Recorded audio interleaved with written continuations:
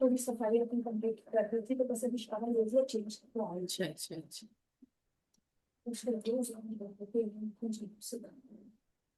رات کو لیٹ ہو جاتا ہے تقریباً 1:30 2 بجے کی بات ہے کرتی میں 2 بجے کے زیادہ تینوں بچوں نے نماز نہیں پڑھی تھی ہمارے گھر شادی کر لی سوتے سوتے ان لوگوں نے اپنی بچا دی تھی. اعوذ باللہ من الشیطان الرجیم بسم اللہ الرحمن الرحیم. آیت نمبر 73. اعوذ باللہ من الشیطان الرجیم بسم اللہ الرحمن الرحیم. ان الحمد للہ والصلاۃ والسلام علی رسول اللہ وعلی آلہ وصحبہ ومن والا. رب اشرح لی صدری ویسر لی امری واحلل عقدۃ من لسانی یفقهوا قولی. اللهم انفعنا بما علمتنا وعلمنا ما ينفعنا وزدنا علما. اللهم اني اسالك علما نافعا ورزقا طيبا وعملا متقبلا. امين يا رب العالمين. اللهم صل على محمد وعلى آل محمد كما صليت على إبراهيم وعلى آل إبراهيم إنك حميد مجيد. اللهم بارك على محمد وعلى آل محمد كما باركت على إبراهيم وعلى آل إبراهيم إنك حميد مجيد. تو کچھ لوگوں کی ابھی بھی عید کی مصروفیات چل رہی ہیں، لیکن کافی سارے لوگ الحمدللہ آ گئے ہمارے ساتھ. ہم سٹارٹ کر لیں گے، اور یقینی طور پر اگر کوئی آج نہیں آ سکے گا تو پھر وہ آن لائن ریکارڈنگز ڈال دیں گے تو وہ سن سکتا ہے.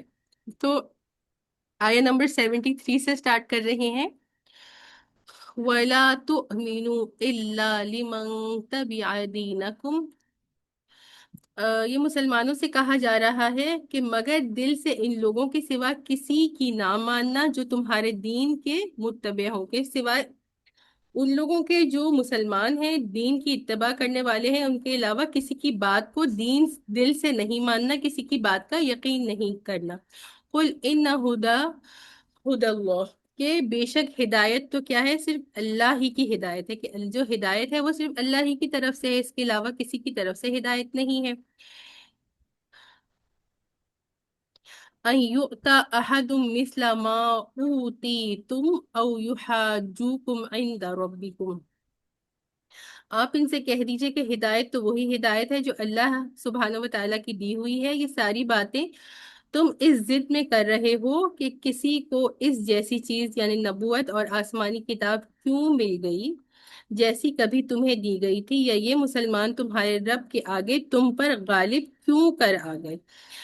تو ابھی کانٹیکس دیکھتے ہیں، یہ وہی باتیں ہیں جو ہم آلریڈی ڈسکس کر چکے تھے.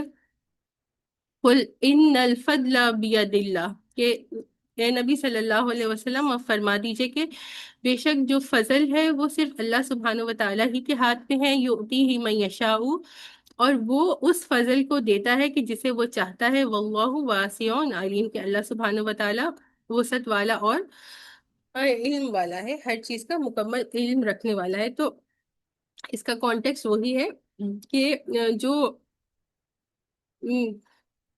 یہود جو تھے انہوں نے آپ صلی اللہ علیہ وسلم کو نہیں مانا تھا، اور ان کی یہ ضد تھی کہ جو ہے ہم جیسی چیز یعنی ہم نبوت تو ہمارے پاس مسلسل چلی آ رہی تھی، تو یہ جو ہے وہ کسی اور کو کیوں دے دی گئی، یعنی کہ بنی اسرائیل کے بجائے عربوں میں یہ کس طرح سے چلی گئی، یا بنی اسماعیل میں کس طرح سے یہ چلی گئی، اور آپ صلی اللہ علیہ وسلم کو کس طرح سے کتاب اور حکمت دے دی گئی. تو یہ وہی کانٹیکسٹ ہے، اسی کو ہم کنٹینیو کر دیں گے. اور پھر اگلی آیت میں بھی اسی ہی کی کنٹینیویشن ہے. یختص برحمتہ من یشاء واللہ ذو الفضل العظیم، کہ اللہ سبحانہ و تعالیٰ خاص کر دیتا ہے برحمتہ اپنی رحمت کو من یشاء جس کے لیے وہ چاہتا ہے.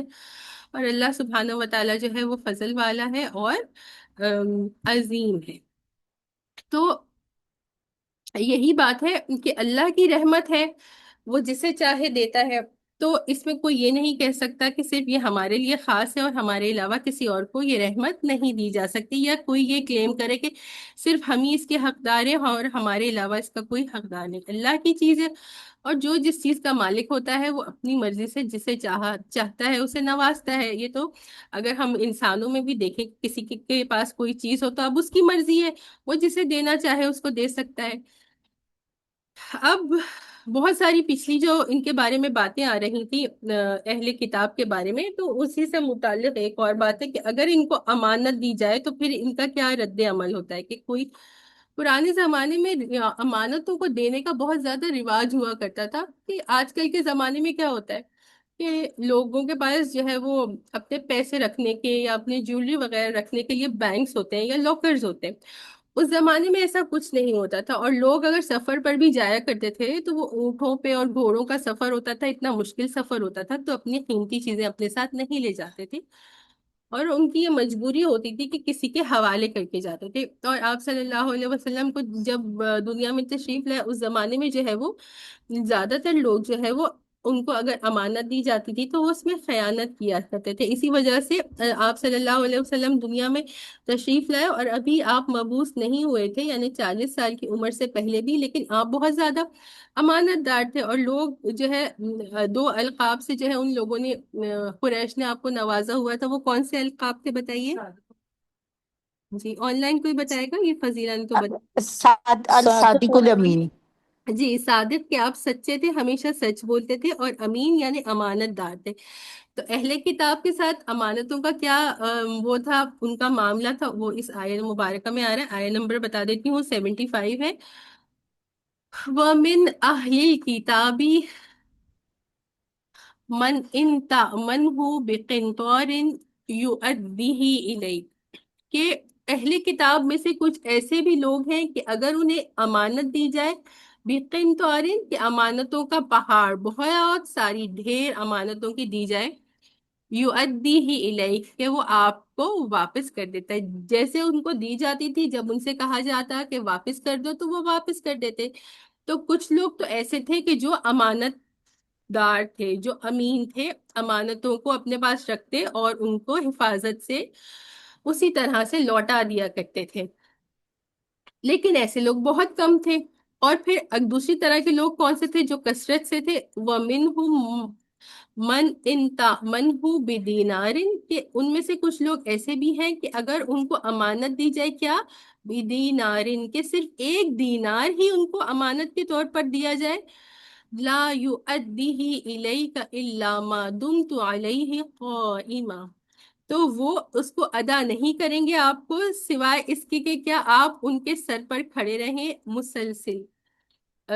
ما دمت علیہ قائمہ کہ آپ کھڑے رہیں ان پر ہمیشہ کے لیے، یعنی کہ مسلسل، جیسے ہم اردو میں کہتے ہیں سر پہ کھڑے رہیں، کہ آپ ان کے سر پہ کھڑے رہیں گے اور ان سے ڈیمانڈ کریں گے کہ میرا 1 دینار ہی دیا ہے، اتنی چھوٹی سی معمولی سی امانت ہے. لیکن وہ اس میں بھی جو ہے وہ خیانت کرنے والے وہ 1 دینار بھی لوٹائیں گے نہیں، کہ آپ ان کے سر پہ کھڑے ہو کے ان سے مطالبہ کریں گے تو اس صورت میں وہ لوٹا دیں گے، اگر نہیں کریں گے تو پھر وہ نہیں کریں گے.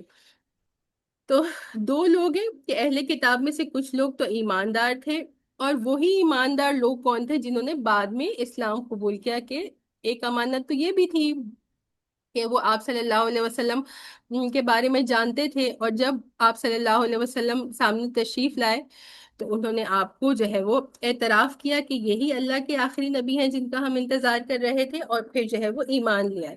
تو یہی وہ لوگ تھے جو امین تھے، امانت دار تھے. اور پھر ان میں سے اکثر لوگ ایسے تھے کہ کیا اگر ان کو 1 دینار بھی دیا جاتا تو وہ اس کو نہیں لوٹاتے تھے، اس کے دینے والا ان کے سر پہ کھڑا ہو جائے.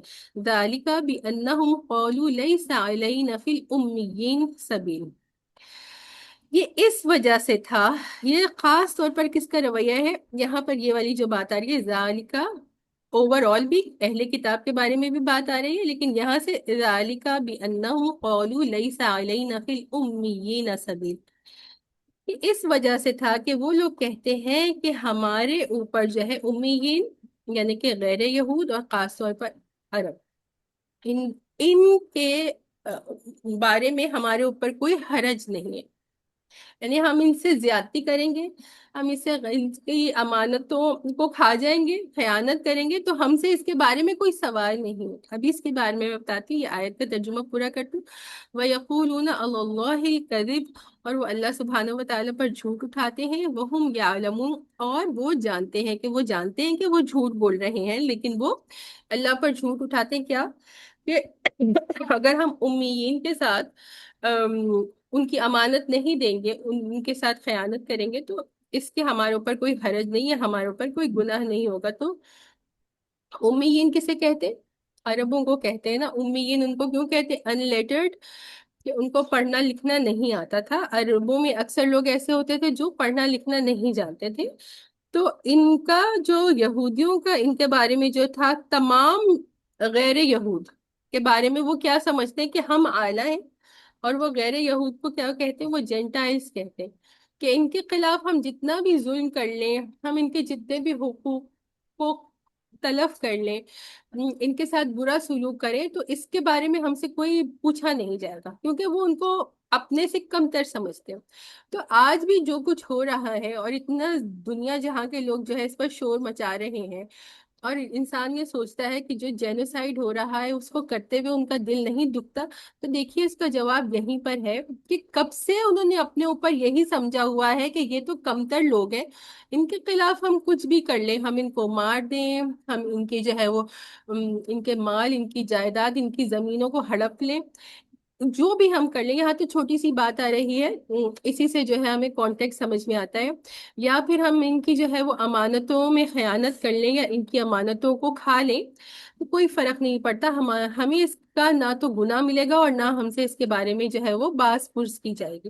اور پھر یہی ہے آگے اللہ سبحانہ و تعالیٰ نے کلیئرلی اسی آیت میں بتا دیا کہ وہ اللہ پر جھوٹ باندھ رہے ہیں، کہ اللہ سبحانہ و تعالیٰ نے تو کوئی بھی اس طرح کی بات نہیں کی ہے کہ اگر وہ جو ہے وہ عربوں کے خلاف جو ہے وہ معاملہ کریں گے تو ان کی کوئی پکڑ نہیں ہوگی۔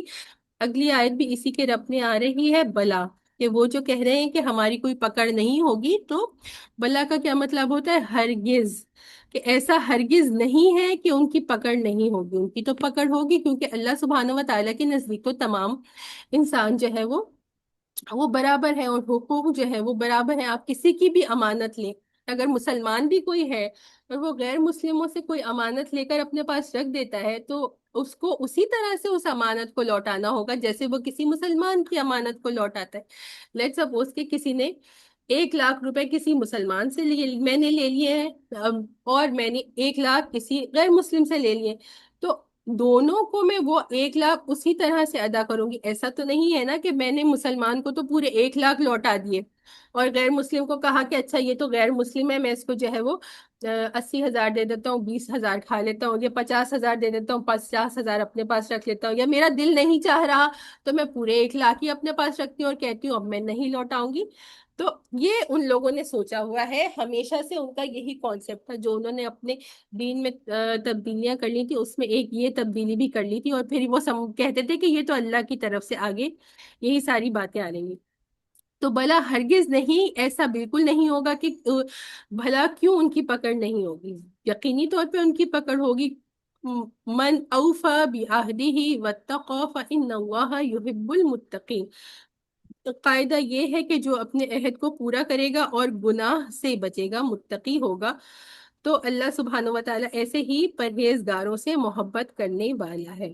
سب سے زیادہ بات کیا ہے کہ وعدے کو پورا کرنا۔ تو ابھی بھی وعدے کا سب سے پہلے جو اللہ سے وعدے کی بات آتی ہے تو وہ کیا ہے؟ کون سا وعدہ ہے جو ہم نے سب نے اللہ سبحانہ و تعالیٰ سے کیا ہوا ہے؟ یا اللہ سے سبحانہ و تعالیٰ سے وعدے کی بات آتی ہے تو کیا ذہن میں بات ہے آتی ہے؟ آپ لوگ ذرا بتائیے گا، میں دیکھ لوں کہ آن لائن کون کون ہے۔ یہ وعدے الست ہے۔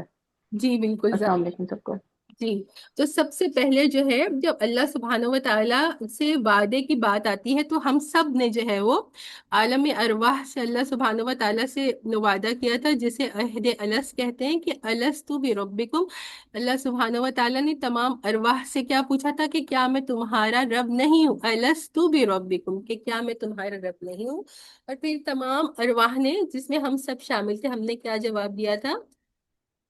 قالوا بلا شہدنا۔ انہوں نے کیا کہا تھا؟ بلا، کیوں نہیں، کہ آپ ہمارے رب ہیں، نو ڈاؤٹ، شہدنا، اور ہم اس بات کے گواہ ہیں کہ آپ ہمارے رب ہیں۔ تو اس کو عہد الست کہتے ہیں، کہ اللہ سبحانہ و تعالیٰ کو اپنا رب مان لیا گیا تھا۔ جب اللہ سبحانہ و تعالیٰ کو اپنا رب مان لیا گیا ہے تو قانون اور حلال و حرام وہ صرف اللہ سبحانہ و تعالیٰ ہی کا حق ہے، اور کسی اور کا اس میں کوئی اختیار نہیں ہے کہ وہ اپنی طرف سے جو ہے وہ احکام شریعت میں تبدیلی کر سکے۔ اور اللہ سبحانہ و تعالیٰ کے نزدیک سب سے زیادہ محبوب اور پسندیدہ کون ہے؟ کہ جو سب سے زیادہ تقوی والا ہو۔ یہ یہی بات ہے، ان اکرمکم عند اللہ اتقاکم، کہ اللہ کے نزدیک جو ہے وہ زیادہ قریب تر اور زیادہ عزت اور اکرام والے ہونے کے کیا کرائٹیریا ہے؟ یہ کرائٹیریا نہیں ہے کہ کون جو ہے وہ جوش ہے، کون بنی اسرائیل ہے، کون مسلمان ہے، بلکہ جو زیادہ جو ہے وہ تقوی والا ہے وہ زیادہ اللہ کے نزدیک ہے، اللہ کے زیادہ اکرام والا اور عزت والا ہے۔ اگلی آیت دیکھیں، آیت نمبر 77، ان الذین یشترون بعہد اللہ وایمانہم ثمنا قلیلا اولئک لا خلاق لهم فی الآخرۃ ولا یکلمهم اللہ ولا ینظر الیہم یوم القیامہ، کہ بے شک کہ ان الذین یشترون بعہد اللہ، کہ بے شک کہ وہ لوگ کہ جنہوں نے جو ہے وہ بیچ دیا اللہ کے عہد کو، وایمانہم اور اس کے وعدے کو، ثمنا قلیلا ایک بہت معمولی قیمت کے عوض، کہ بہت معمولی سی قیمت لے لی اور اللہ سے جو وعدہ کیا تھا، اللہ سے جو عہد و پیما کیا تھا، اس کو جو ہے وہ بہت حقیر قیمت کے بدولت جو ہے وہ بیچ دیا۔ وعلیکم السلام ورحمۃ اللہ۔ اولئک لا خلاق لهم فی الآخرہ، کے ان لوگوں کا جو ہے کوئی حصہ نہیں ہوگا آخرت میں۔ دنیا میں اگر آپ نے تھوڑی سی قیمت لے لی، اب تھوڑی سی قیمت ہم کہہ رہے ہیں، بے شک وہ انسان یہ سمجھے کہ اچھا میں نے تو جو ہے آج کے حساب سے ہم دیکھ لیں تو کروڑوں کا جو ہے وہ سودا کیا ہے، کہ اچھا ٹھیک ہے میں یہ اللہ سے جو میرا عہد و پیما ہے، میں اللہ کو اپنا رب مانوں گا، اس کے بجائے میں کسی اور کے قانون کو فالو کرتا ہوں اور اس کے بدلے میں نے کروڑوں لے لیا آج کے، یا ملینز آف ڈالرز لے لیے، تو وہ تو یہ سمجھے گا کہ شاید میں نے تو بہت اچھا سودا کیا ہے، کہ مجھے تو بہت زیادہ اس کے بدلے پیسے مل گئے۔ لیکن جو بھی قیمت لی جائے جس سے انسان اپنی آخرت کو بیچ دیتا ہے، وہ قلیل ہی ہوگی، وہ تھوڑی ہی ہوگی۔ کیوں؟ کیونکہ آخرت کی زندگی تو ابدی زندگی ہے۔ یہ جو دنیا کی زندگی ہے، ہم کتنے سال جیتے ہیں؟ 70 سال میکزیمم، 75 سال، 80 سال، اس سے زیادہ تو بہت کم ہی لوگ ہوتے ہیں نا، شاید ہی کچھ چند لوگ ہوتے ہوں گے جن کو ہم 80 پلس دیکھتے ہیں اپنی زندگی میں، کہ اچھا ان کی اتنی زندگی تھی 80 پلس، یا لیٹ سپوز 100 ایئرز میکزیمم ہم رکھ لیں، تو اس 100 ایئرس کی زندگی کے لیے آپ نے اپنی اٹرنل لائف کا سودا کر دیا، تو وہ سودا ہمیشہ جو ہے وہ ثمناً قلیلاً ہی ہوگا۔ اب ان کا کیا ہے؟ اب ایسا لوگ کرنے والوں لوگ جو ہے ان کے بارے میں کیا فرمایا جا رہا ہے کہ اب ان کا کیا نقصان ہے؟ اولئک لا خلاق لهم فی الآخرہ، کہ آخرت میں ان کا کوئی حصہ نہیں ہے۔ دنیا میں اگر نیکیاں بھی کی تھی تو وہ ضائع ہو گئی ہیں، اب آخرت میں ان کو اس کا کوئی بدل نہیں ملے گا، کیونکہ دنیا میں اس کی قیمت لے لیا آپ نے۔ پھر کیا ہوگا؟ وَلَا يُكَلِّمُهُمُ اللَّهُ، کہ اللہ سبحانہ وتعالیٰ قیامت کے دن میں ان سے جو ہے وہ بات نہیں کریں گے، کلام نہیں کریں گے۔ وَلَا يَنظُرُ إِلَيْهِمْ، اور ان کی طرف جو ہے وہ نظر کرم نہیں کریں گے۔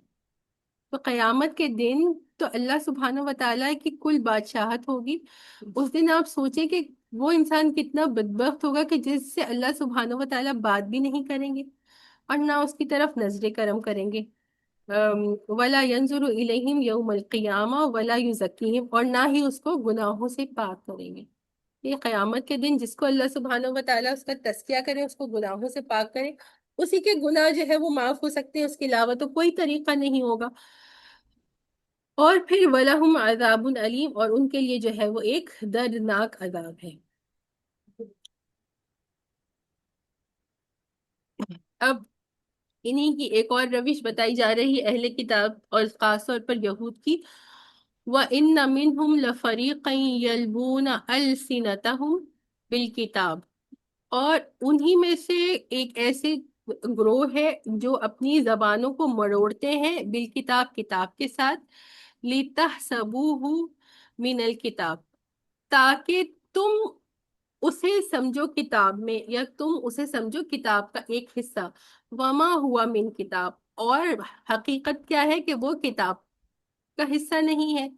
وَيَقُولُونَ ہوا من عند اللہ، اور وہ یہ کہتے ہیں کہ یہ اللہ کی طرف سے ہے، وما ہوا من عند اللہ، بلکہ حقیقت کیا ہے کہ وہ اللہ کی طرف سے نہیں ہے۔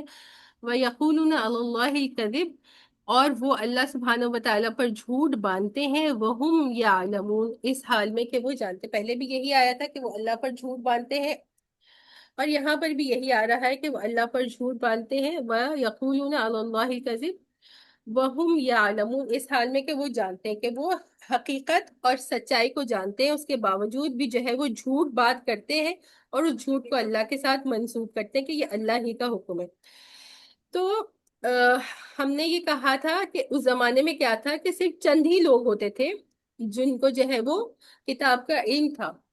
آج کے زمانے میں بھی ہم یہی دیکھتے ہیں کہ عربی قرآن تو بہت سارے، ہم میں سے ہر کوئی مسلمان جو ہوگا اس میں میکزیمم لوگ ایسے ہوتے ہیں جو عربی کا قرآن پڑھ لیتے ہیں نا، لیکن اس کے احکامات کو، اس کے معنی کو، اس کے مفہوم کو کون جانتا ہے؟ ہم عربی پڑھتے ہیں، اس سے ہمیں خیر و برکت حاصل ہوتی ہے، لیکن ہمیں نہیں پتا نا کہ یہ عربی کیا ہے۔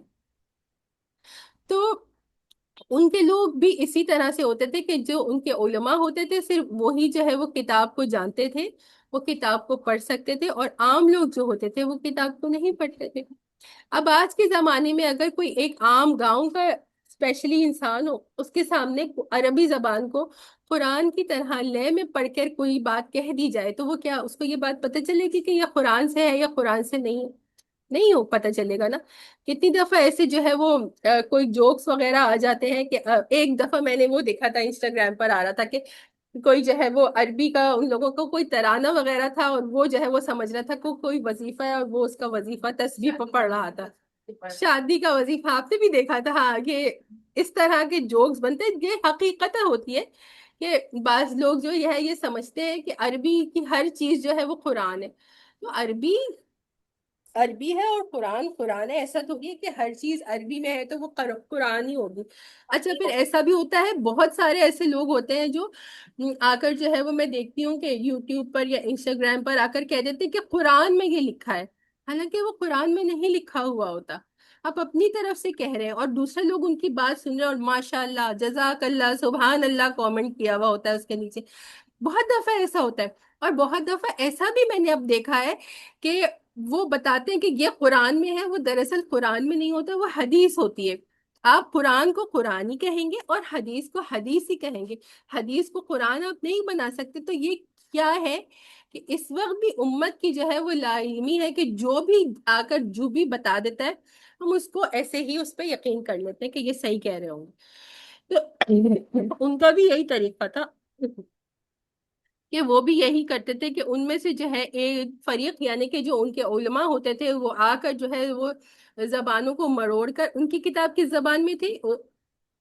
ہماری تو عربی زبان میں ہے نا، عبرانی زبان میں، عبرانی زبان میں ان کی کتاب تھی، تو وہ عبرانی زبان میں اسی لہجے میں آ کر کوئی بات جو ہے وہ کہہ دیتے تھے، اور کہتے تھے اس کے بعد کہ جو ہے نا دیکھو یہ کتاب کا ہی حصہ ہے، ہماری کتاب میں یہی ہے، ہماری کتاب میں اسی طرح سے حکم ہے۔ اور لوگ کیونکہ نہ ان کو عبرانی زبان آتی تھی نہ وہ اس کو سمجھتے تھے، تو ان کے علماء جو ان کو کہا کرتے تھے وہ اس پر یقین کر لیا کرتے تھے۔ اور پھر اس وقت تو دیکھیں کہ اللہ سبحانہ و تعالیٰ جو آیت نمبر 78 میں بتا رہے ہیں وہ اس زمانے کے یہود کے بارے میں بتا رہے ہیں، لیکن پھر آج ہم نے دیکھ لیا نا کہ کسی طرح سے یہ آیت جو ہے وہ ہمارے اوپر بھی صادق آتی ہے کہ ہمارے لیے کتنا بڑا سبق ہے اس آیت سے۔ کیا سبق مل رہا ہے ہمیں اس آیت سے؟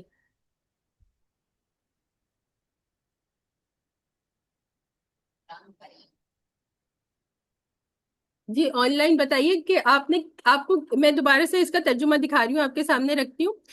اور سبق ابھی میں نے کہا کہ اس سے ہمیں سبق مل رہا ہے، کیا سبق مل رہا ہے ہمیں اس آیت سے؟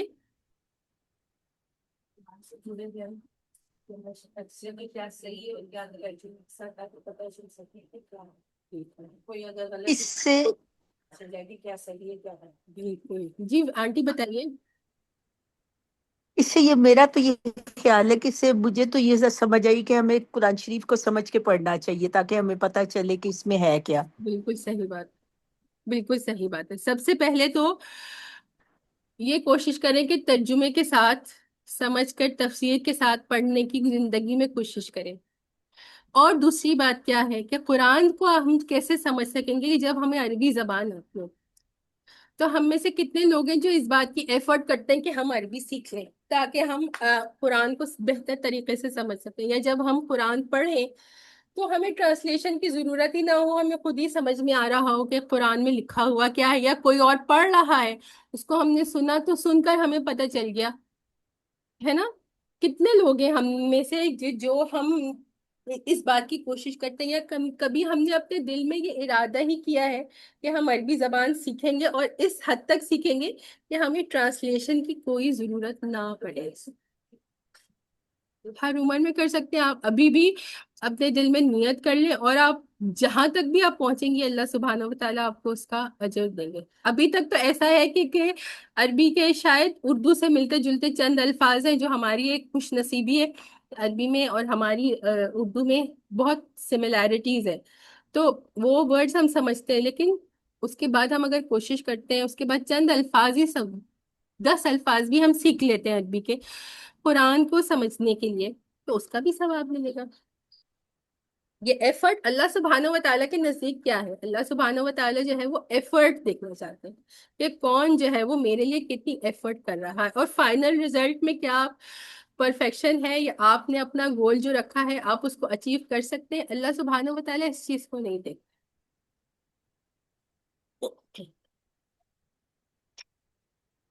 اچھا، آیت نمبر 79 دیکھتے ہیں۔ ما کان لبشر ان یؤتیہ اللہ الکتاب والحکم والنبوۃ ثم یقول للناس کونوا عبادا لی من دون اللہ ولکن کونوا ربانیین بما کنتم تعلمون الکتاب وبما کنتم تدرسون۔ اب کیا ہے کہ ایسا نہیں ہے کسی بشر کے لیے، کسی انسان کے لیے، ان یؤتیہ اللہ، کہ یہ اس کو جس کو اللہ سبحانہ و تعالیٰ نے جو ہے وہ دیا ہو کتاب اور حکمت اور نبوت، تو یہ کون آ جائے گا؟ کسی بھی نبی کے بارے میں آ رہا ہے نا، کہ بشر کے بارے میں آ رہا ہے خاص طور پر، کہ کوئی بھی انسان، لیکن پھر خاص کیا بتا دیا گیا کہ ایسا انسان کہ جس کو اللہ سبحانہ و تعالیٰ نے کتاب دی اور حکمت دی اور نبوت دی، تو یہ اللہ کے کوئی نبی ہی ہوں گے، کہ اللہ کے نبی کے لیے یہ پاسبل ہی نہیں۔ آیت نمبر 79 کریں، پاسبل ہی نہیں ہے کہ اللہ نے تو ان کو نبی بنا دیا، اور نبی بنانے کے بعد وہ کیا کہتے ہیں؟ ثم یقول للناس کونوا عبادا لی من دون اللہ، کہ وہ لوگوں سے کیا کہیں کہ میرے بندے بن جاؤ اللہ کے سوا۔ اللہ سبحانہ و تعالیٰ کہہ رہے ہیں ایسا پاسبل ہی نہیں ہے کہ کوئی نبی جو ہے اس طرح سے لوگوں سے کہے کہ تم میری عبادت کرو، ہے نا۔ ابھی آپ لوگ ذرا میں یہ پوری ٹرانسلیشن کر لوں، پھر مجھے اس کا کانٹیکس آپ لوگ بتا دیجیے گا۔ وَلَكِن كُونُوا رَبَّانِيِّينَ بِمَا كُنتُمْ تُعَلِّمُونَ الْكِتَابَ وَبِمَا كُنتُمْ تَدْرُسُونَ، لیکن کیا کہے گا وہ کہ بن جاؤ ربانیین، رب والے بن جاؤ۔ کس وجہ سے؟ اس وجہ سے کہ تم سب جو ہے وہ تعلمون الکتاب، کتاب کو سکھاتے ہو، وبما کنتم تدرسون، اور تم سب کتاب کو پڑھتے ہو اور سیکھتے ہو۔ اچھا، تو اس کا بتائیے کہ یہ کیا کانٹیکسٹ ہے یا ان کی شان نزول کیا تھی؟ شروع سے ہی ہم بات کرتے آ رہے ہیں نا شان نزول کے بارے میں، یہ آیات جو اب ختم ہونے والی ہے اس کانٹیکسٹ، آلموسٹ 82 شاید، میں بتا دیتی ہوں جہاں تک رکو شاید ختم ہو رہا ہے۔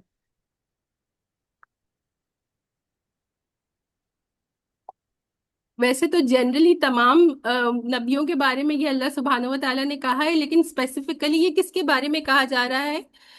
یقول للناس کونوا عبادا لی من دون اللہ، کہ وہ کہے لوگوں سے کہ بن جاؤ میرا بندہ اللہ کے سوا، میری عبادت کرو اللہ کے سوا، کہ اللہ کی عبادت نہیں کرو، میری عبادت نہ کرو۔ تو جنرلی تمام انبیاء کے بارے میں، اور اسپیسیفکلی کس کے بارے میں کہا جا رہا ہے؟ السلام علیکم رحمۃ اللہ، یہ حضرت عیسیٰ کے بارے میں کہا جا رہا ہے۔ جی، یہ حضرت عیسیٰ علیہ السلام کے بارے میں کہا جا رہا ہے، اور ہم نے کہا کیا کہا تھا اس کے بارے میں کہ یہ جو فرسٹ 80+ آیات ہیں یہ کس کانٹیکس میں نازل ہوئی تھی؟ سب بھول جاتے ہیں اس لیے ریمائنڈر ضروری ہے۔ یہ موسم کے بارے میں نہیں ہے نازل۔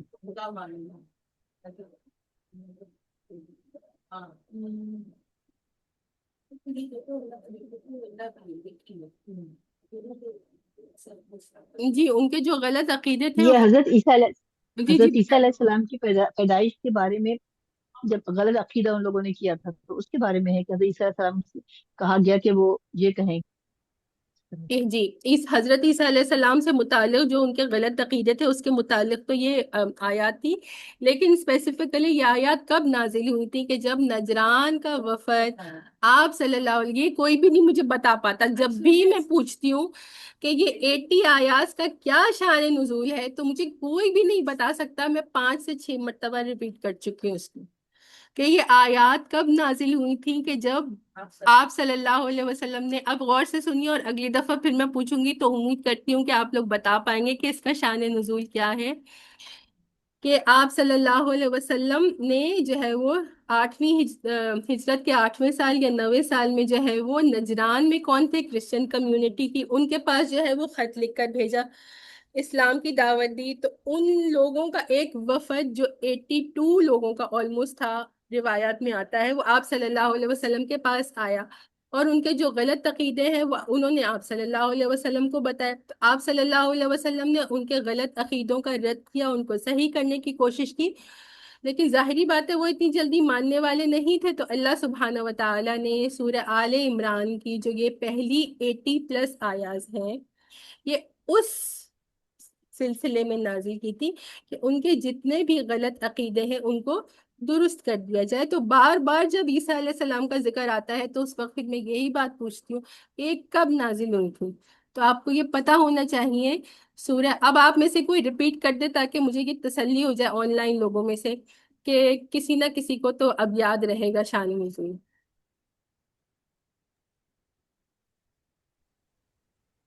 جی نجران کا جب وقت آیا تھا، نجران کا جو وقت آیا تھا حضور کے پاس اپنے غلط عقیدے لے کے، تو حضور صلی اللہ علیہ وسلم نے ان کے عقیدوں کو صحیح کیا تھا. یہ ان کے بارے میں. ہاں، رسول اللہ صلی اللہ علیہ وسلم نے ان کے غلط عقیدوں کو درست کیا تھا، لیکن ظاہری بات ہے کہ وہ مان نہیں رہے تھے. تو پھر اللہ سبحانہ و تعالیٰ نے سورہ آل عمران کی 80+ آیات کو اس موقع پر نازل کیا تاکہ ان کے جو غلط عقیدے ہیں وہ اللہ سبحانہ و تعالیٰ قرآن کے ذریعے اس کی تصحیح کر سکے یا ان کے غلط عقیدوں کو درست کر سکے. تو یہی بات ہے کہ یہی کہا جا رہا ہے کہ جو تم اس بات کو کہتے ہو کہ عیسیٰ علیہ السلام کی تم عبادت کرتے ہو یا ان کو خدا نخواستہ اللہ یا اللہ کا بیٹا مانتے ہو، تو ایسا تو ہو ہی نہیں سکتا کہ جب بھی اللہ سبحانہ و تعالیٰ نے کسی نبی کو بھیجا ہے تو وہ کبھی بھی ایسا نہیں کہہ سکتا کہ اللہ کی عبادت نہیں کرو یا اللہ کے ساتھ میری عبادت کرو یا اللہ کو چھوڑ کر میری عبادت کرو. ایسا ممکن ہی نہیں ہے. بلکہ جب بھی کوئی نبی آتا ہے، یہ یہاں پر ایک دفعہ ہم دوبارہ ریپیٹ کر دے لیتے ہیں، وَلَٰكِن كُونُوا رَبَّانِيِّينَ، کہ جو ہر نبی آیا تھا اس نے کیا کہا؟ میری عبادت نہیں کرو لیکن کیا بن جاؤ؟ کونو ربانیین. ربانیین رب سے ہے یعنی رب والے، یا جیسے فضیلہ کہہ رہی ہیں رب والے، ہم اس کو جنرل ٹرانسلیٹ کریں گے، یا پھر اللہ کے بندے، رب کے بندے بن جاؤ، یعنی خالص اپنے رب کی صرف اور صرف اللہ کی عبادت کر. ہر نبی نے یہ پیغام دیا، اور خاص طور پر کیونکہ نجران کے وفد کے لیے یہ آیا تھا تو ان سے یہ کہا جا رہا ہے کہ عیسیٰ علیہ السلام نے بھی یہ نہیں کہا تھا کہ میری عبادت کرنا شروع کرو، مجھے رب بنا لو، بلکہ عیسیٰ علیہ السلام نے بھی یہی کہا تھا کونوا ربانیین، کہ تم سب جو ہے وہ رب والے بن جاؤ، اللہ کے بندے بن جاؤ، صرف اور صرف اللہ کی عبادت کرو. وَلَا يَأْمُرَكُمْ أَن تَتَّخِذُوا الْمَلَائِكَةَ وَالنَّبِيِّينَ أَرْبَابًا، اور ہرگز ایسا نہیں ہو سکتا کہ وہ جو نبی ہے وہ حکم دے تم سب کو کہ تم بنا لو فرشتوں کو اور نبیوں کو رب. تو رب کی جو جمع ہوتی ہے وہ ارباب ہوتی ہے. تو یہ آ رہا ہے کہ ان کو جو ہے وہ اپنے رب بنا لو، کہ وہ نہ تو یہ کہے گا کہ انبیاء کو اپنا رب بناؤ اور نہ ہی جو ہے وہ فرشتوں کو اپنا رب بناؤ. فرشتوں کو کس نے اپنا رب بنا لیا تھا؟ فرشتوں کو کس نے اپنا رب بنا لیا تھا؟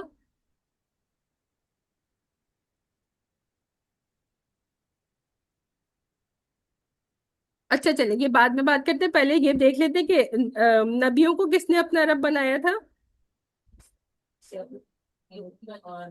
یہود اور نصارہ نے. جی بالکل صحیح. عیسائیوں کے بارے میں تو ہم نے کہہ دیا کہ وہ عیسیٰ علیہ السلام کے بارے میں جو ان کی ٹرینٹی کا وہ مانتے ہیں، یا پھر عیسیٰ علیہ السلام کو اللہ کا بیٹا مانتے ہیں نعوذ باللہ. اس کے علاوہ بھی جو ہے وہ یہود کس کو مانتے ہیں؟ رب حضرت عزیر. عزیر علیہ السلام. تو یہ بات تو سمجھ میں آ گئی. اور ملائکہ بھی یہاں آیا ہے نا آیت میں. یہ کہ کون مانتا ہے فرشتوں کو اپنا رب؟ کون مانتا ہے؟ یہ جو ٹرینٹی کا کانسیپٹ ہے اس میں وہ روح الامین حضرت جبرائیل علیہ السلام کو بھی ایک پارٹ مانتے ہیں نا کرسچنس. بالکل بالکل زارا نے صحیح کہا کہ جو ہے وہ جبرائیل علیہ السلام کو جو ہے وہ مانتے ہیں ٹرینٹی کے کانسیپٹ میں. تو ایک اللہ، اور دوسرا جو ہے وہ جیزس، اور تیسرا جو ہے وہ جبرائیل علیہ السلام کو. تو یہ ٹرینٹی اس طرح سے مانتے ہیں کہ کرسچنز میں ہی ہے، کرسچنز میں ہی ہے یہ. اور اس کے علاوہ بھی جو ہے جو قریش مکہ کیا کہتے تھے کہ فرشتے جو ہے وہ اللہ کی بیٹیاں ہیں. تو اللہ کی بیٹیاں بنانا، رب کی بیٹی بنا لینا، تو ان کو بھی رب بنا لینا ہی ہوا. تو یہ دونوں باتیں یہاں سے نکل آتی ہیں کہ ایک تو جیسے زارا نے بالکل صحیح بتایا کہ ٹرینٹی میں سے جو ہے وہ جبرائیل علیہ السلام کو one of the three consider کیا جاتا ہے، تین ربوں میں سے ایک. نعوذ باللہ نعوذ باللہ استغفر اللہ العظیم الذی لا الہ الا هو الحی القیوم واتوب الیہ. اور اس کے علاوہ جو ہے جو قریش مکہ تھے وہ فرشتوں کو جو ہے اپنی بیٹیاں مانتے تھے، استغفر اللہ، اللہ کی بیٹیاں مانتے تھے. تو وہ بھی اسی کانٹیکس میں آ جائے گی بات. اور پھر اب سوال کیا جا رہا ہے یأمرکم بالکفر بعد اذ انتم مسلمون. جب تم مسلمان ہو گئے تو اس کے بعد وہ تمہیں کفر اختیار کرنے کا حکم دے گا. تو کیا ایسا ممکن ہے کہ پہلے تو تم مسلمان ہو گئے اور تم اس نبی پر ایمان لے آئے، اور اس نبی پر ایمان لانے کے بعد اب وہ تمہیں کہے، کوئی نبی تمہیں کہے گا کہ مسلمان ہونے کے بعد کافر بن جاؤ؟ یہ تو پاسبل ہی نہیں ہے. تو یہ تمہاری سب جو ہے وہ اپنی بنائی ہوئی باتیں ہیں. اچھا، تو ایک ہم عہد کے بارے میں یا ایک میثاق کے بارے میں ہم بات کر چکے ہیں. وہ کون سا ابھی بات کی تھی ہم نے؟ عہد الست کے بارے میں بات کی تھی. اور وہ کس نے کیا تھا؟ اللہ سبحانہ و تعالیٰ سے. ذرا آن لائن جو لوگ ہیں، جو لوگ جواب نہیں دیتے نا، تو سب لوگ جو ہے وہ تھوڑا ایکٹیو ہو جائیے اور جواب دیجیے پلیز. ہم نے کیا تھا اللہ تعالیٰ سبحانہ تعالیٰ سے. جی، تو اس میں کون شامل ہے؟ جب آپ کہہ رہی ہیں ہم، روبینہ آپ نہ جواب دیجیے، کوئی اور بتا دے. ہم سب روحیں جو حضرت آدم علیہ السلام سے لے جی کر آخری کی روح آنی ہے نا، بالکل. ہم سب نے کیا تھا تمام اللہ سبحانہ. جی تمام ارواح آدم علیہ السلام سے لے کر قیامت تک جتنے بھی لوگ دنیا میں آئیں گے، ان تمام لوگوں کی جو ارواح تھی، انہوں نے جو عہد کیا تھا، جو وعدہ اللہ سبحانہ و تعالیٰ کے ساتھ کیا تھا، وہ عہد الست تھا. اب یہاں پر ایک اور عہد کی بات آ رہی ہے، اور ایک تین طرح کے عہد ہے. تیسرا بھی جو ہے وہ اسی صورت میں آئے گا، 187 میں آئے گا، وہ اس وقت بات کریں گے. لیکن ایٹ لیسٹ آپ کو پتہ چل جائے، ایک جو وعدہ اللہ سے کیا تھا وہ تمام لوگوں نے کیا تھا، ٹھیک ہے، اللہ کو اپنا رب ماننا. دوسرا جو وعدہ ہے وہ انبیاء کرام نے اللہ سبحانہ و تعالیٰ سے کیا تھا، جو ہم اس آیت میں پڑھ رہے ہیں، آیت نمبر 81 ہے، ٹھیک ہے. اور ایک تیسرا وعدہ ہے جو اہل کتاب کے علماء سے اللہ سبحانہ و تعالیٰ نے لیا تھا. تو وہ والا پہلے بتا دیتی ہوں. عہد الست کے بارے میں ہم نے بات کر لی. دوسرا جو ایک عہد ہے جو ہم 187 میں مزید ڈیٹیل سے پڑھیں گے، لیکن وہ اللہ سبحانہ و تعالیٰ نے کس سے وہ عہد لیا تھا؟ اہل کتاب کے علماء سے. اور وہ کیا عہد تھا؟ کہ وہ دین کو ٹھیک ٹھیک پہنچائیں گے اور اس میں رد و بدل نہیں کریں گے، اس کو نہیں چھپائیں گے. وہ ہم اسی صورت کی آیا 187 میں پڑھیں گے. اور یہ جو عہد آ رہا ہے یہ بھی اللہ سبحانہ و تعالیٰ سے ہی کیا تھا، لیکن کس نے کیا تھا؟ یہ انبیاء کرام نے کیا تھا. آیا نمبر 81 میں دیکھ لیتے. وَإِذْ أَخَذَ اللَّهُ مِيثَاقَ النَّبِيِّينَ لِمَا آتَيْتُكُم مِّن كِتَابٍ وَحِكْمَةٍ ثُمَّ جَاءَكُمْ رَسُولٌ مُصَدِّقٌ لِّمَا مَعَكُمْ. کہ یاد کرو اس وقت کہ جب اللہ سبحانہ و تعالیٰ نے میثاق لیا تھا نبیوں سے، لما آتیتکم من کتاب و حکمہ ثم جاءکم رسول. ترجمہ ذرا سا گڑبڑ ہو رہا ہے، دیکھ لیتے ہیں.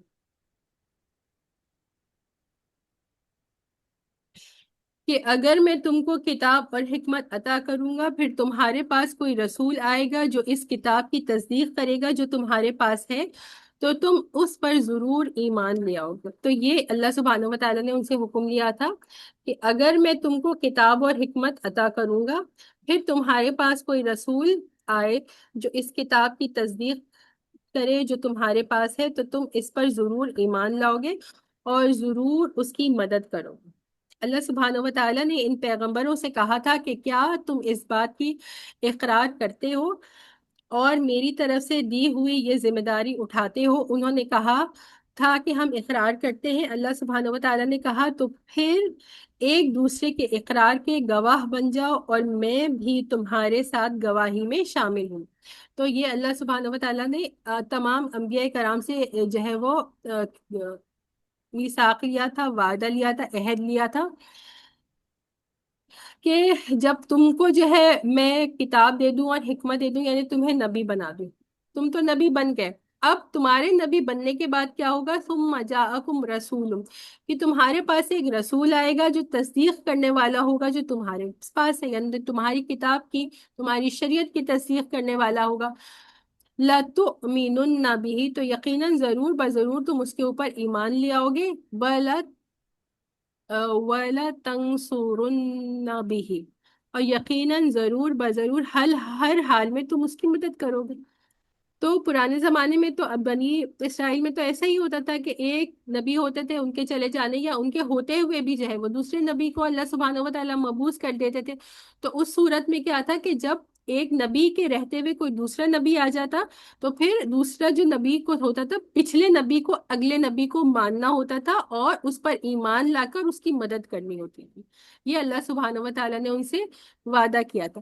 تو اب یہاں پر جو یہ لفظ آ رہا ہے رسول کا لفظ ہے کہ ثم جاءکم رسول، تو اس کی دو تفسیر ہوں گی جو اچھی طرح سے سمجھ لیجیے گا۔ ایک تفسیر تو جنرلی ہوگی، ایک نبی کے رہتے ہوئے کوئی جنرلی دوسرا نبی آ جائے گا تو پچھلے نبی کو اگلے نبی پہ ایمان لانا ہے اور اس کی مدد کرنی ہے، یہ ایک بات ہو گئی۔ دوسرا یہ جو رسول کی جس پہ زیادہ علماء کرام نے جو ہے وہ کہا ہے کہ یہاں پر رسول سے کیا مراد ہے؟ رسول اللہ صلی اللہ علیہ وآلہ وسلم اور حضرت علی اور حضرت عبداللہ بن عباس رضی اللہ عنہم، خاص طور پر ان کی یہاں پر یہی رائے ہے کہ یہاں پہ رسول سے مراد کیا ہے؟ رسول اللہ صلی اللہ علیہ وسلم، کہ اللہ سبحانہ و تعالیٰ نے تمام انبیاء یعنی کہ آدم علیہ السلام سے لے کر عیسیٰ علیہ السلام تک تمام انبیاء سے یہ وعدہ لیا تھا کہ اگر تمہارے زمانے میں وہ آخری نبی یعنی رسول اللہ صلی اللہ علیہ وسلم دنیا میں تشریف لے آئیں گے تو ان پر ایمان لانا ضروری ہے۔ تو اس کا مطلب کیا ہوا؟ لیکن اللہ سبحانہ و تعالیٰ تو جانتے تھے نا کہ ایسا نہیں ہوگا، رسول اللہ صلی اللہ علیہ وسلم کسی پچھلے نبی کے دور میں تو تشریف نہیں لائیں گے، لیکن اس کے باوجود اللہ سبحانہ و تعالیٰ نے یہ وعدہ کیوں لیا؟ اس وجہ سے اللہ سبحانہ و تعالیٰ نے یہ لیا کہ ان کو بھی جو ہے وہ آپ صلی اللہ علیہ وسلم پر ایمان لانے کا جو ہے وہ ثواب مل جائے۔ آپ صلی اللہ علیہ وسلم جو نے فرمایا ہے کہ بُعِثْتُ لِلنَّاسِ کافہ، کہ مجھے مبعوث کیا گیا ہے لوگوں کی طرف کافہ، تمام کے تمام لوگ۔ تو اس میں اکثر لوگ کیا سمجھتے ہیں کہ آپ صلی اللہ علیہ وسلم کی جو مبعوث ہونا ہے یا آپ کا جو نبی بنانا ہے وہ آپ کے جب آپ 40 سال کی عمر مبارک آپ کی تھی اور آپ پر جو ہے وہ پہلی وحی نازل ہوئی، تو جب سے آپ مبعوث ہوئے تھے، آپ رسول بنائے گئے تھے، اس وقت سے لے کر قیامت کے وقت تک ہے۔ لیکن جی یہی بتا رہی ہوں، دراصل بات کیا ہے؟ دراصل بات یہ ہے کہ آدم علیہ السلام سے لے کر آخری انسان تک آپ صلی اللہ علیہ وسلم کو نبی بنا کر بھیجا۔ تو یہ بات جو ہے وہ اکثر ہمیں پتہ نہیں ہوتی ہے نا۔ تو یہ ایک بہت عقیدے کا امپورٹنٹ بات ہے، اس کے بارے میں مزید بھی میں یہ بات بتاتی ہوں کہ ہر جو نبی ہوتا تھا آدم علیہ السلام سے لے کر عیسیٰ علیہ السلام تک جتنے بھی انبیاء آئے تھے، تو کیا وہ پوری انسانیت کے لیے آپ بھیجے گئے تھے؟ بتائیے شافی، آپ بتائیے۔ آدم علیہ السلام سے لے کر عیسیٰ علیہ السلام تک جو تمام انبیاء کو بھیجا گیا تھا، آن لائن میں سے بھی جس کو بھی بتانا ہے انمیوٹ جی، بتائیے۔ ان کا ہر یہ تھا کہ وہ ہر اپنے نبی اپنے قبیلے کے لیے بھیجے گئے تھے، بالکل ایک خاص علاقے کے لیے۔ بالکل بالکل آنٹی آپ صحیح کہہ رہی ہیں، اور ان کا جو زمانہ تھا وہ بھی جو ہے وہ ایک لمیٹڈ زمانے کے لیے تھا، اور اپنی قوم کے پد پر ہی وہ مبعوث ہوتے تھے، کہ لوط علیہ السلام اپنی قوم کے لیے، ابراہیم علیہ السلام اپنی قوم کے لیے، عیسیٰ علیہ السلام اپنی قوم کے لیے. تو تمام لوگ جو ہے وہ ایک لمیٹڈ اپنی قوم کے لیے اور لمیٹڈ ٹائم پیریڈ کے لیے بھی ہوتے تھے. لیکن رسول اللہ صلی اللہ علیہ وسلم کو لوگوں کے لیے للناس کافہ، کے تمام تر لوگوں کے لیے، آپ کو ہر زمانے کے لیے اور تمام تر لوگوں کے لیے بھیجا گیا. اسی طرح سے ایک حدیث مبارکہ میں کیا مفہوم ہے، جس کا ایک پورشن میں آپ کو بتا رہی ہوں، کہ رسول اللہ صلی اللہ علیہ وسلم نے کیا فرمایا کہ اگر موسیٰ علیہ السلام میرے زمانے میں ہوتے تو وہ مجھ پر ایمان لاتے. اسی طرح سے آپ صلی اللہ علیہ وسلم نے ایک اور حدیث مبارکہ میں کیا فرمایا کہ عیسیٰ علیہ السلام جب دوبارہ دنیا میں تشریف لائیں گے تو آپ سب کو پتہ ہے، بتائیے، تو وہ امتی کے طور پر آئیں گے. وہ اپنی شریعت پہ نہیں، یہ ہم پہلے بھی بات کر چکے، تو وہ آپ صلی اللہ علیہ وسلم کی کہ امتی بن کر ہی تشریف لائیں گے. تو اس طرح سے بہت ساری ایسی احادیث مبارکہ سے ہمیں یہ بات سمجھ میں آتی ہے کہ آپ صلی اللہ علیہ وسلم جو ہے، اور اس جگہ سے بھی جو اکثر جو ہے وہ مفسرین نے رسول کا مطلب آخری رسول صلی اللہ علیہ وسلم بتایا ہے، تو اس کا مطلب یہی کہ انبیاء کرام سے اللہ سبحانہ و تعالیٰ نے یہ وعدہ لے لیا تھا کہ رسول اللہ صلی اللہ علیہ وسلم آپ کے زمانے میں آئیں گے، آپ ان پر ایمان لے آئیں گے. تو وہ انہوں نے کہا تھا کہ ہم ایمان لائیں گے، اور اگر ایسا ہوتا کہ وہ آپ صلی اللہ علیہ وسلم کا زمانہ پاتے تو وہ ایمان لاتے. اور اس وعدے کو کرنے کی وجہ سے جو ہے وہ آپ صلی اللہ علیہ وسلم پر ایمان لانے کا جو اجر و ثواب ہے وہ ان کو بھی ملا. اور آپ صلی اللہ علیہ وسلم کا ہمیں پتہ چلا کہ جو آپ کی جو وہ ہے مبعوث کیا گیا یا آپ کو بھیجا گیا، وہ آدم علیہ السلام سے لے کر قیامت تک کے زمانے کے لیے آپ کو بھیجا گیا تھا.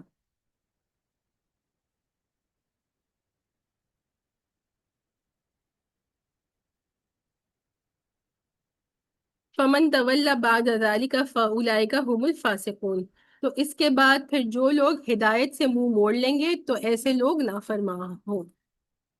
اور اسی طرح سے پھر جو ہے جب انبیاء کرام نے ایک اور پوائنٹ تھا جو رہ گیا، وہ دوبارہ وہ ایکسپلین کر دیتی ہوں، کہ جب انبیاء کرام خود انہوں نے اس بات کا وعدہ کر لیا تھا کہ اگر نبی آخر ہمارے وقت میں آئیں گے ہم ان پہ ایمان لائیں گے، تو انہوں نے اپنے لوگوں کو بھی یہ بات سمجھائی تھی نا کہ وہ آخری نبی کہ جن کا ہم سب انتظار کر رہے ہیں وہ تمہیں ملتے ہیں تو پھر تم ان پر ایمان لانا. تو یہاں پر اس بات کو بھی بتایا جا رہا ہے کہ تمہارے جو نبی تھے، کہ موسیٰ علیہ السلام نے اپنے لوگوں کو یہ بات بتائی تھی، اسی طرح سے عیسیٰ علیہ السلام نے بھی اپنے لوگوں کو یہ بات بتائی تھی کہ رسول اللہ صلی اللہ علیہ وسلم دنیا میں تشریف لائیں گے، وہ آخری نبی ہوں گے اور ان کا زمانہ پاؤ تو پھر ان پر ایمان لانا. اچھا، اب آیت نمبر کرتے ہیں 83. پھر وہی بات ہے جہاں پہ دوبارہ سے اس صورت میں دیکھیے کہ کتنی مرتبہ جو ہے وہ اسلام کے بارے میں ذکر کیا جا رہا ہے اور مسلمان ہونے کے بارے میں، جو ہم پہلے بھی کر چکے ہیں، ابھی دوبارہ پھر اس بارے میں ریپیٹ کرتے ہیں. اور میں پوچھتی ہوں، آیا نمبر ہے 83.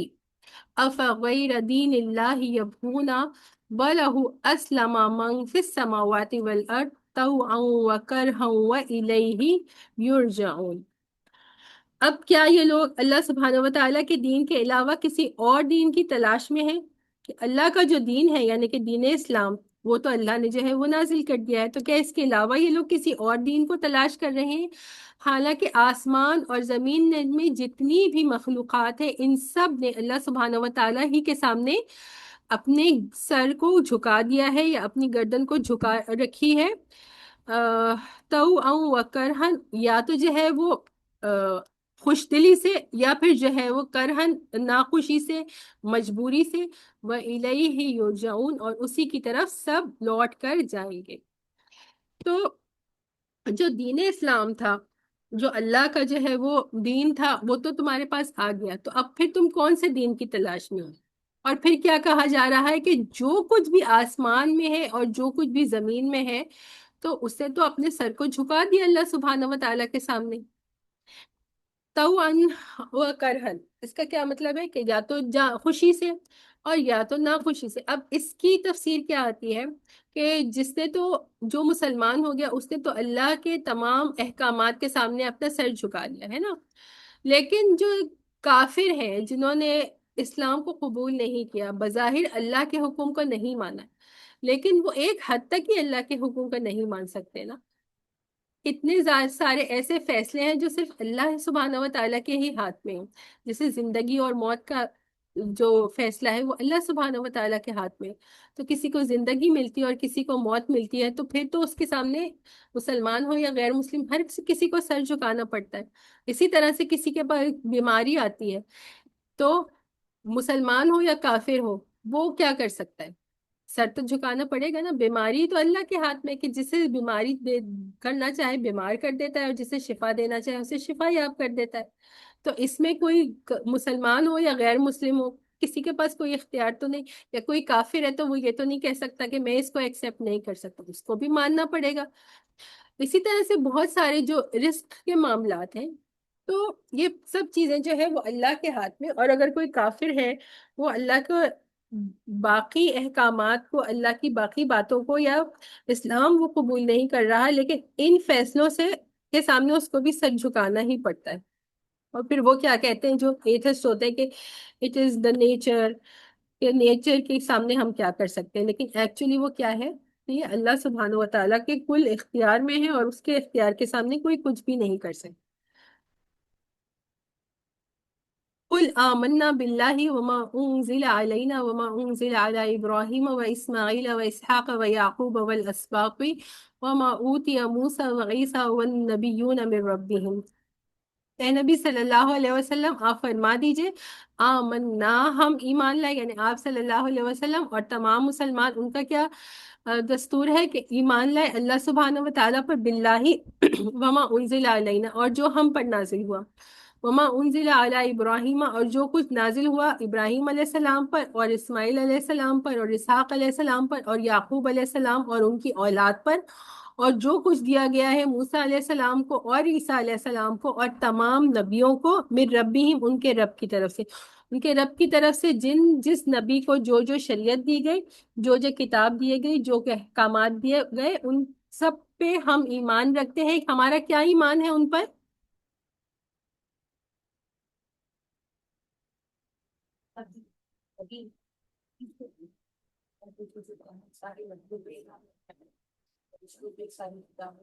جی جی, تو بالکل آپ صحیح کری, لیکن دوبارہ سے میں سوال کہتی ہوں, یہاں پر جو یہ آپ صلی اللہ علیہ وسلم سے وہ حکم دیا جا رہا ہے کہ آپ اس طرح سے کہہ دیجئے کہ جو ہم پر انزل علینا, ہم پر یعنی کہ قرآن اور سنت, اس پر تو ہم ایمان لے آئے, لیکن مسلمان کس پر ایمان لا رہے ہیں؟ جو کہ نازل کیا تھا ابراہیم علیہ السلام اور اسماعیل علیہ السلام, اسحاق علیہ السلام اور تمام انبیاء, موسیٰ علیہ السلام, عیسیٰ علیہ السلام, جو کچھ ان کو ان کے رب نے دیا ہم اس پر ایمان رکھتے. تو ہمارا اس بارے میں کیا ایمان ہے؟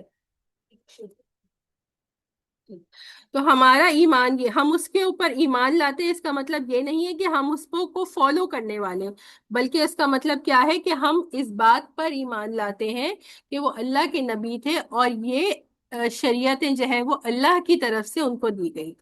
ٹھیک ہے, تو یہ ہمارا ایمان ہے. ایمان کا یہاں پر یہ مطلب نہیں ہے کہ ہم اس کو فالو کریں گے, بلکہ ہم اس بارے میں یہ مانتے ہیں کہ ان کو جو کچھ دیا گیا تھا کتاب اور شریعت وہ اللہ ہی کی طرف سے تھی اور وہ اللہ کے نبی تھے. لا نفرق بین احد منہم, اور ہم فرق نہیں کرتے ان میں سے کسی کا بھی. یہاں پہ تفریق کا مطلب میں آپ لوگوں سے پوچھتی ہوں, وَنَحْنُ لَهُ مُسْلِمُونَ, اور ہم جو ہے وہ اس کے یعنی اللہ سبحانہ و تعالیٰ کے مسلم ہے, اللہ سبحانہ و تعالیٰ کے سامنے اپنے سر کو جھکانے والے یا سر تسلیم خم کرنے والے. لا نفرق بین احد منہم, انبیاء کرام کے درمیان تفریق کرنا, یہ کون بتائے گا؟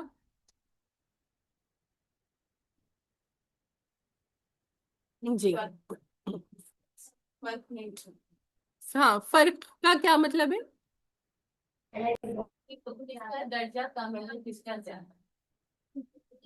درجے کی بات نہیں, نہیں درجے کی بات نہیں.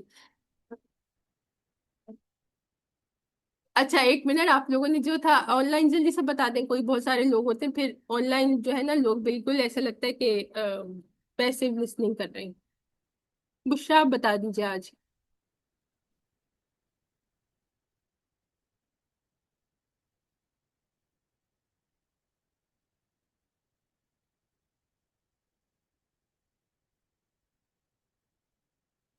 یا سمیرا ہے, سمیرا آپ بتا دیجیے.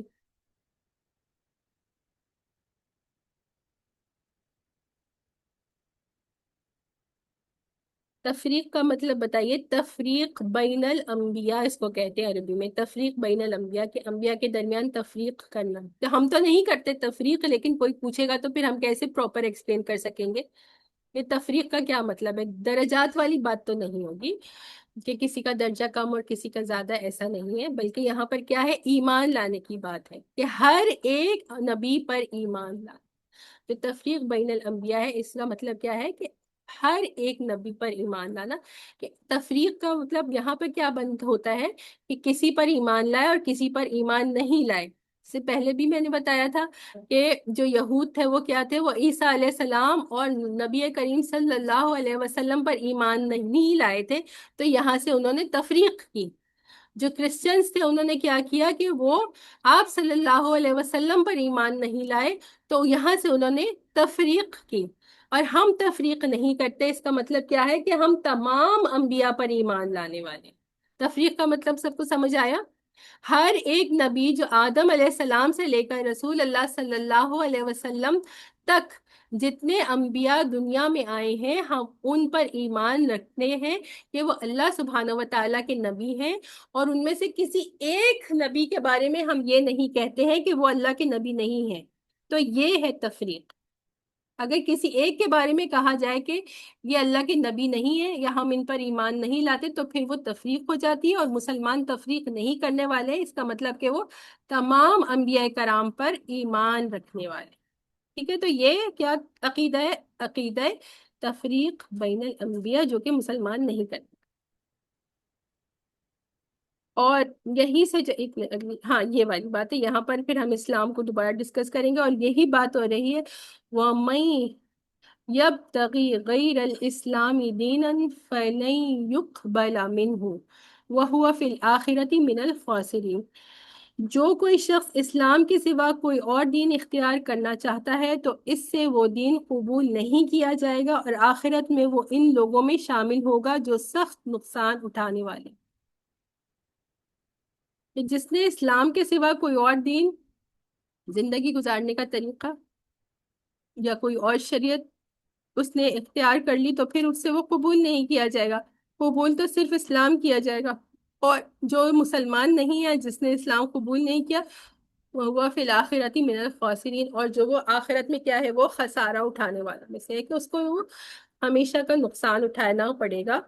ایسا نقصان کہ جس کا کوئی ازالہ نہیں کیا جا سکتا یا اس کا کوئی میک اپ نہیں ہو سکتا. اب اس کے بارے میں یہ بتائیے اسلام کیا ہے. یہ امپورٹنٹ کانسیپٹ ہوتے ہیں جو ہم بھول جاتے ہیں، اور اس کو ریپیٹ کرنا جو ہے وہ ضرور ہے. کوشش. ہاں جی.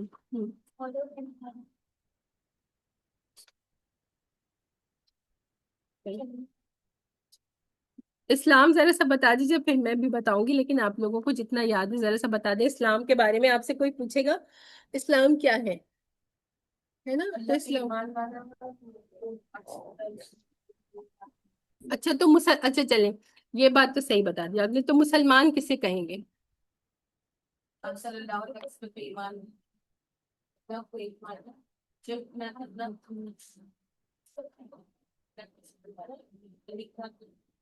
اور آپ صلی اللہ علیہ وسلم سارے انبیاء. جی یہ تو صحیح ہے. ٹھیک ہے، سب پہ ایمان کے بارے میں مطیع و فرما بردار اس کا لٹرل مطلب ہوتا ہے نا. لیکن مسلمان کون ہے؟ جو کہ اللہ پر ایمان لائے، سب سے پہلے شہادہ کہے، اور اس کے بعد پھر نبیوں پر، کتابوں پر، اور اللہ کے تمام احکامات پر جو ہے نا وہ ایمان رکھے اور اس کے مطابق زندگی گزارے. صحیح ہے. یہیں پر بس اسی آیت پہ انشاءاللہ اینڈ کر دیں گے، کیونکہ ٹائم ہو گیا ہے. اور یہ ایک کانسیپٹ ہے جو دوبارہ سے کلیریفائی کرنا ضروری ہے. جو آن لائن بیٹھے ہوئے سب پین اور پیپر اٹھا لیں، کیونکہ پھر سے کانسیپٹس ہم ڈسکس کرتے ہیں آپ لوگ بھول جائیں. تو جب آپ لوگ بھول جاتے ہیں تو آپ لوگوں کو لکھنا پڑے گا، اور لکھ کر ذرا مجھے تصویر بھی بھیج دیجیے گا تاکہ مجھے پتہ چلے کہ لکھتا کون کون ہے. 14 دیکھتی ہوں میں پارٹیسپینٹ سے، سب لکھ لیں اس کو آج، کیونکہ جواب کسی نے نہیں دیا. کوئی ابھی کچھ مزید کہنا چاہ رہا ہے؟